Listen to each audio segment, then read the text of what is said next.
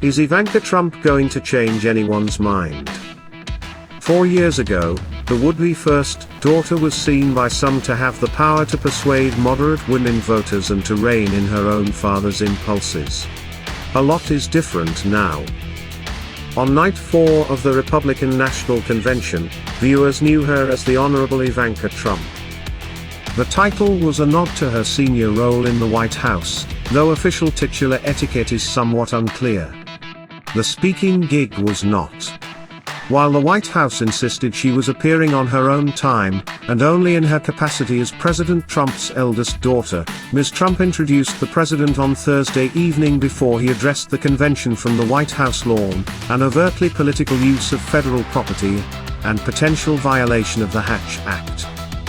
For Ms. Trump, who has spent the past few years shifting between her dual roles as first daughter and senior advisor, those were little more than details. It was in many ways a fitting framework for Ms. Trump's appearance, underscoring the extent to which Ms. Trump has unabashedly embraced the blending between personal, political and governmental that has defined her father's approach to politics almost as much as the divisiveness his brand thrives on. Ms. Trump's perceived distance from that part of his brand was once her greatest asset. Her 2016 convention appearance, for example, was intended in large part to reach suburban women. The campaign believed they might see the president's eldest daughter as a more centrist and professional counterpart to a firebrand candidate with a history of misogynistic behavior.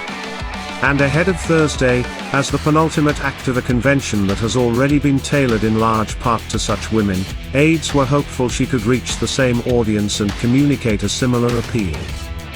Ms. Trump urged voters to look beyond her father's rhetoric and tone and judge him for his policies. I recognize that my dad's communication style is not to everyone's taste. And I know his tweets can feel a bit unfiltered, she said. But the results speak for themselves. She cited her own work in increasing the child care tax credit and said the president had fulfilled his promise to support mothers in the workforce. 4 years ago, I told you I would fight alongside my father, Ms. Trump said, and 4 years later, here I am. In 2016, Ms. Trump was one of the campaign's most requested surrogates, her cosmopolitan effect and apolitical rhetoric serving as a balm of sorts for women who might have been drawn to the idea that a businessman in the White House but would never be caught dead chanting "Build the Wall." Yet she kept a light footprint on the trail. Now, however, she is eager to do more for her father's re-election bid, fully embracing an explicitly political role. For Mr. Trump's campaign, the question is whether Ms. Trump's transformation will complicate her pitch to moderate Republicans and swing voters who once liked that she seemed to be more of a check than a rubber stamp on her father's agenda. When voters look at Ivanka in and of herself and the issues she focuses on, they generally have a positive response to her, said Lorna Romero, a GOP strategist in Arizona, where the president's chances in November likely hinge on moderate Republican women, many of whom have felt alienated from the party under Mr. Trump. 4 years later, they recognize how, not just as his daughter, but as his senior advisor, she is going along with the president's rhetoric and policies they're not supportive of, she went on. It's a more conflicted opinion. When Ms. Trump made her political debut in 2016, voters who only knew her name from The Apprentice or from a rack of excessively priced sheath dresses at Macy's were subtly encouraged by the campaign to see in her a moderating influence. While her father was toying with a Muslim travel ban, or suggesting that Russian officials look into Hillary Clinton's emails, Ms. Trump was discussing the punishing cost of child care and her passion for women's issues in the pages of Harper's Bazaar. The campaign was confident that women might see her silence on the most controversial elements of her father's campaign as daughterly deference to the tactics needed to win an election, rather than tacit approval.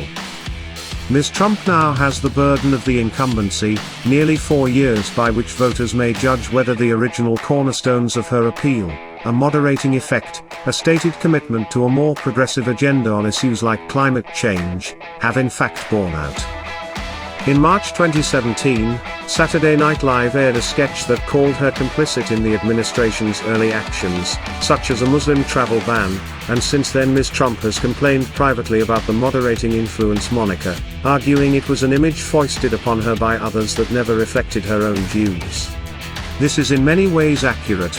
At no point in her father's 2016 campaign did Ms. Trump suggest she was against, say, building a wall along the southern border, locking up his opponent or any other element at the core of his candidacy.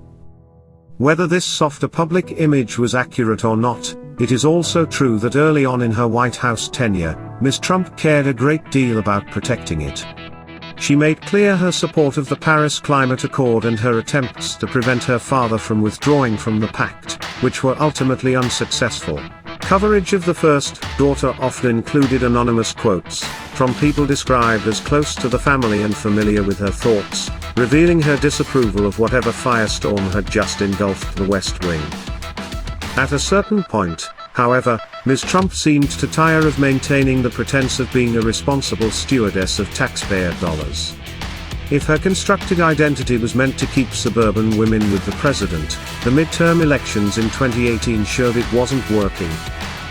With that clear, she appeared to change her own behavior, becoming more comfortable publicly embracing what proximity to the leader of the free world had to offer, hobnobbing with foreign leaders during high-profile trips overseas, joining her father for a historic exchange with the North Korean dictator Kim Jong-un in the demilitarized zone.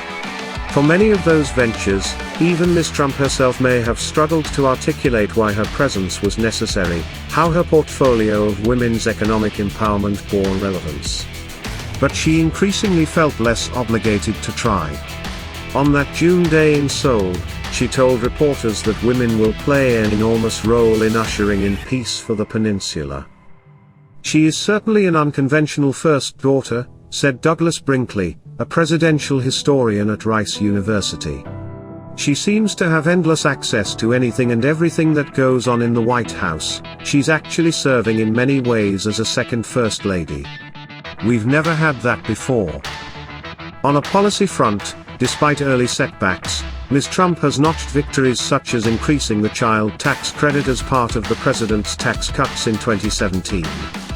She has also rallied many Republicans behind the goal of passing paid family leave legislation, a topic that before Mr. Trump's tenure rarely gained momentum in GOP circles. But any strides she has made as a bipartisan convener have at times been overshadowed by her increasing willingness to enter the political fray, an arena she was once content to let the rest of her family, especially her brother Donald Trump Jr., navigate without her.